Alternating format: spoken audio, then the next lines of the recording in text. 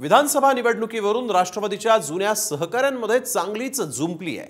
पक्षाने आदेश दिल्यास मी अनिल देशमुखांच्या विरोधात लढणार असा दावा मंत्री धर्मराव बाबा आत्राम यांनी केला। तर आत्राम यांची कन्या त्यांच्याच विरोधात लढणार असल्याचा दावा अनिल देशमुखांनी केलाय। आत्राम यांच्या कन्येने अनेकदा शरद पवारांची भेट घेतल्याची माहिती देशमुखांनी दिली आहे। बाबू आता एक चांगले विदर्भाचे विरोधी नेता आहे, ते माझ्या विरोधात उभा राहायला काही हरकत नाही। मला जर पक्षाने सांगितलं यांच्या विरोधात उभा राहा तर मी तिथे उभा राहायला मी तयार आहे। युतीचे नेते लोक सांगतील की धर्मराव बाबांनी तिथे उभा झाला पाहिजे, तिथे उभा राहायला मी तयार आहे। त्यांच्या आपल्याला काय वाटते देवेंद्र फडणवीस विरोधात उभे राहिले तर काय होईल? डिपॉझिट जप्त होईल।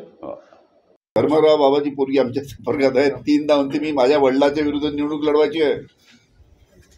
भाग्यश्री 3दा साहेबांना भेटली। आग्रह तिचा की जे माझ्या बाबांनी तुमच्यावर केलं, तुमच्या पक्षावर केलं ते मला आवडलं नाही, त्याला म्हणे मला साहेब मला तिकीट द्या, तुतारी वाजवणाऱ्या माणसाच्या चिन्हावर मी माझ्या वडिलांना पाडल्याशिवाय राहणार नाही असं येऊन सांगितलं।